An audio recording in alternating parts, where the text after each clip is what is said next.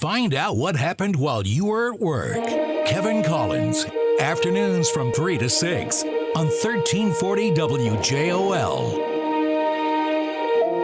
Let's all go to the lobby. Let's all go to the lobby. Let's all go to the lobby to get ourselves a treat. It's the Kevin Collins Show on 1340 WJOL. Every Monday, we talk about the weekend box office. Big releases, bad ones, what the top 5 are, anything that happened out there. And, of course, we do reviews as well if we have any. Evan, what did the weekend look like at the box office? All right, Kevin, here we go. The weekend box office, June 12th through the 14th, 2015. Number 5, Pitch Perfect 2, $6 million. Number 4, Insidious Chapter 3, $7.3 million. Number 3, San Andreas, $11 million. Number 2, Spy at $16 million. And number 1, no surprise here, Jurassic World, the surprise, $204.6 million. Second biggest opening weekend in U.S. box office history. Biggest worldwide opening ever, as it did over $500 million. All right. Did anybody have any clue that this would have that big opening? No. Analysts were projecting around 115 to 120 million. No one saw this coming. Oh, okay. Why? Why did it do that? I think one of the big reasons it did it was the original Jurassic Park, which came out in 1994. And I have said before that is the movie of my generation. I love Star Wars more than Jurassic Park. I love Indiana Jones more than I love Jurassic Park. But as far as the seminal film of my young childhood that came out during my childhood, it has to be Jurassic Park. The size, the scope, the originality, the groundbreaking technology that was used, the talent involved. It just had these series of events that came together and created this phenomenon. And people have been craving for that feeling again. They did Jurassic Park 2, The Lost World with Jeff Goldblum, which was as successful but not as well liked. Then they did Jurassic Park 3, which was a complete and utter failure in my opinion. And then you were waiting for this fourth installment when they said, we're going to do it, and not only are we going to do it, but we're going to do it as big as we did the first one. We're going to invest as many resources. We're not going to do it just to make money. We're going to do it to try to top what the first one did. People were kind of looking for that size of spectacle again. And when it came out, the people responded in ways that I don't even think the studio saw. You said the second largest opening in box office history. What holds the title? The Avengers. And if I that was a June opening as well. Was that May? Oh, that was May. Okay. All right. So a huge worldwide, almost 512 million. Have they updated the numbers yet? Because I know they were still waiting for some Sunday numbers, and they thought that it's possible that it could pass the Avengers, but I think there were some Sunday numbers. We actually probably won't know till about Tuesday or Wednesday officially. All right, so a big weekend. Now, I know that you had talked about going to see this. Did you make it out to see it? I did see it. All right, let's hear. I'm curious to hear. Let me tell you before you get into the review, I loved the first Jurassic Park. The other two were okay, but for me, just looking at the premise of this, it's kind of like they're just going to rehash what I've already seen. I really don't have much of a desire to see it, but now seeing these numbers, I may, but I'm curious to see what you thought. All right, so Jurassic World. This is 22 years after the events of Jurassic Park. Ilse Neubau now features a fully functioning dinosaur theme park, Jurassic World, as originally envisioned by John Hammond. After 10 years of operations and visitor rates declining in order to fulfill a corporate mandate, a new attraction is created to re-spark visitors' interest, which backfires horribly. Ooh, sounds familiar a little bit. It does sound very familiar. And seeing as this is the fourth Jurassic Park movie, I thought I would do 4 reasons, my top 4 reasons why Jurassic World is not a good movie. All right. Because it's not a good movie. Okay. It's not a bad movie. It's just a very unoriginal film. So I'll run through here some of the reasons I ended up not liking Jurassic World. Number 1 is the stereotypical characters. Every hackneyed premise you could think of as far as character development goes is in this film. You have Chris Pratt, who was in Guardians of the Galaxy. That was another big box office surprise. He's probably the next big star on the big screen. He's fantastic in this film. But he plays a rebel who plays by his own rules. Oh, we've never seen that, Kevin, have we? All right. A rebel who doesn't follow the rules. We have Bryce Dallas Howard, who plays the manager of the theme park. She plays a woman who has time for work, but no time for her family. Ooh, a workaholic. Never seen that before. We have 2 brothers in the film, which is one of the subplots, Bryce Dallas Howard's 2 nephews. And guess what, Kevin? The older one and the younger one, they don't get along. Really? The older one thinks the younger one is a dork, if you can believe that. So we also have Vincent D'Onofrio, who plays the corporate stooge with ulterior motives that we learn later on in the film. A corporate stooge who has evil plans for the dinosaurs? Oh, I didn't see that coming. We have B.D. Wong, who plays the scientist who justifies his reasons for playing God. Oh, a scientist playing God in the movies? I haven't seen that since, I don't know, the original Frankenstein in 1932. It's just every character I've seen 1,000 times before. There was nothing where I was like, oh, that's an interesting idea. They took that character and made it that.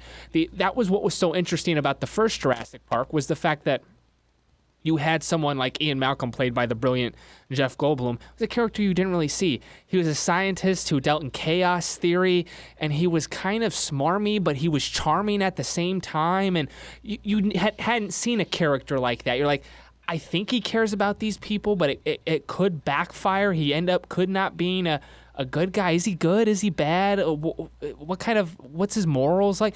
You had Sam Neill, who played the lead paleontologist, Alan Grant, who was kind of fascinated by dinosaurs and not that fascinated by people. And yet, over the course of the film, he learned more about people and less about dinosaurs as the film went on. It kind of played with the arcs that we normally see in action films. This was just the arc that you normally see in an action film laid out before you, as done by a million other action movies before it. So number 2, an unimaginative story. InGen, the company, they tried opening Jurassic Park once. It failed. So they said, hey, let's do it again. Why they would do it again and risk the $1 billion in the future of the company is beyond me, but okay. They decide, and we learned this very early on in the film, so this is not a plot twist, that InGen's security department, their defense contractors, they want to use these animals, Kevin, and they want to turn them into weapons. Oh. An evil corporation wants to turn something it created into a weapon? No, Kevin, I won't buy this. No, I've never seen this in cinema before. Please, I mean, we've seen this in the Alien films. We've seen this in countless action films. A corporation creates something. RoboCop, they create something that you think is there to protect you, but in the long run, they just want to turn it into a weapon to make more money. Like, I don't need to see that plot anymore. Why the evil corporation line every time? Like, I know it can be fun to kick on corporations. We do it on the show from time to time. Like, but at some point, could we have a corporation that actually has like morals and values and does right by its consumers? Like the idea of, the corporation you thought was good the whole time is really evil. No, I'm stunned. This is only the 4th time they've tried to do this with dinosaurs. Why wouldn't they try to do it again? Just unimaginative from that aspect. Really disappointed that they went with the evil corporation storyline. Number 3, corny dialogue. Really corny dialogue. Jake Johnson, he's probably best known for his role in the sitcom on Fox, The New Girl. He plays kind of the comic relief in the film because you can't make an action film anymore. We now have this mandate in Marvel, and their universe has kind of created this where you can't have a serious action movie anymore. Yeah, they gotta be these dumb one-liners, and you have to have the plucky comic relief. Yeah. So Jake Johnson, he plays the guy in the control room who's kind of communicating with Bryce Dallas Howard and Chris Pratt as everything's going on in the theme park. So he's kind of telling them, hey, this is what's going on, or this dinosaur just got out of this enclosure. But something serious will happen in the film, and within 120 seconds, it's going to cut to Jake Johnson in the control room where he'll make a one-liner. An example. Bryce Dallas Howard comes into the control room at the beginning of the film. She wants to know how many people are in the park and what's going on. And she goes, are you wearing a Jurassic Park t-shirt? Because the logo says Jurassic World in the same font as Jurassic Park, but instead of the red famous background, it's blue. Well, he's wearing the iconic Jurassic Park logo with the red background, the T-Rex skeleton. And he goes, yeah. And he goes, I bought it on eBay. She goes, people died during that tragedy. He goes, I know, and it's sad and all, but let's be honest. The first park was better than anything that followed it. I mean, the original is always the best. And it's like, you see what they're doing, Kevin? Yeah, wink, wink, nudge, nudge. Yeah. They're actually making a commentary on movies. Like, the original is always going to be good, so there's nothing we can do to please everyone. So we need to just forge ahead and blaze our own path. Yeah, I didn't need the dialogue to tell me that. I was aware very early on this film was not going to be better than the original Jurassic Park. Number 4, the obnoxious product placement. Like, oh, really? Obnoxious. At one point, they're talking about the new dinosaur. And the way they describe the new dinosaur, the Adonis Rex, who's going to be the dinosaur that breaks out and causes all the chaos in the park. And the way they explain the dinosaur is they explain it to a group of investors. who are going to purchase the attraction and have their name on it. And at one point she says, well, there we go. We have it. The Verizon presents. Like, really? And he's like, and at one point Jake Johnson goes, do we have to put a corporate logo on everything, man? Oh, a little humor too. Huh? They're making humor saying, product placement. See, it's funny. But and it's that okay, would be we funny. do it. That would have been funny if, except every time someone's in a car, they didn't show me the big chrome Mercedes logo on front for a second or two. Every time someone gets in a car, it pans across the front and you see that big Mercedes logo. You want to know why?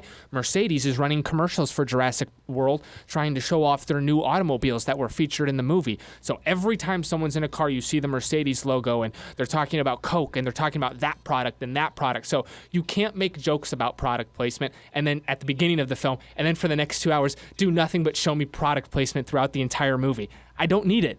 I don't need it, Kevin. So those are my 4 reasons. And number 5, an extra, a bonus reason, not enough Chris Pratt.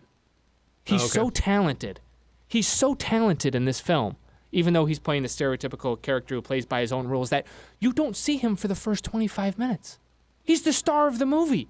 Why is he not? Because they're obsessed with the storyline of Bryce Dallas Howard and her nephews are coming to the park. She hasn't seen them in 7 years, and she's trying to reconnect with her family.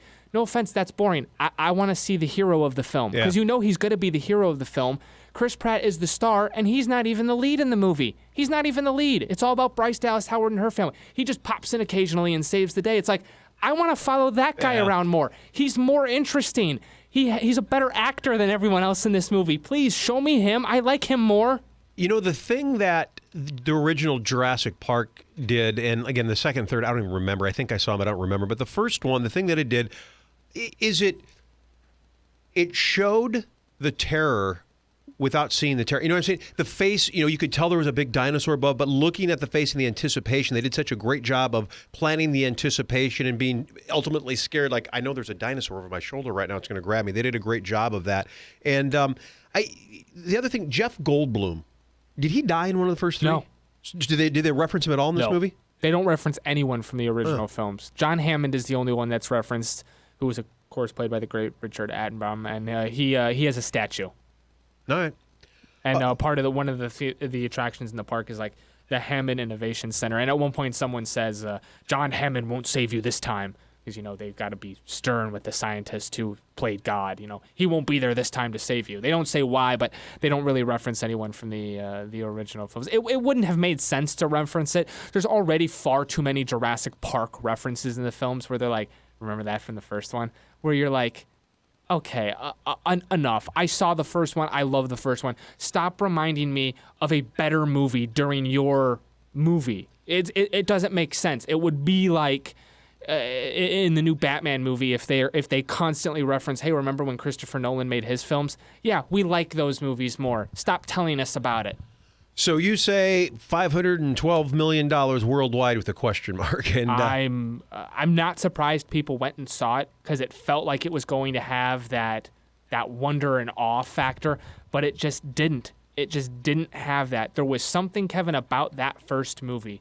The way it took that story and the way it presented it, and they made you care about those characters. And then when the danger took place, you're sitting on the edge of your seat going, I don't know who's going to get out of this. Are they going to make it? What's going to happen? They tried a similar format where you spend a lot of time with the characters before something happens, but the characters are so stereotypical and so two-dimensional that when the terror does happen, you're like, wow, that's a really good special effect. Rather than, oh my God, are they going to get eaten by a dinosaur? You're not on Jurassic Park. You were with the characters in the throes of fear. Absolutely. In Jurassic World, you're watching impressive special effects chase actors around who are portraying scared people.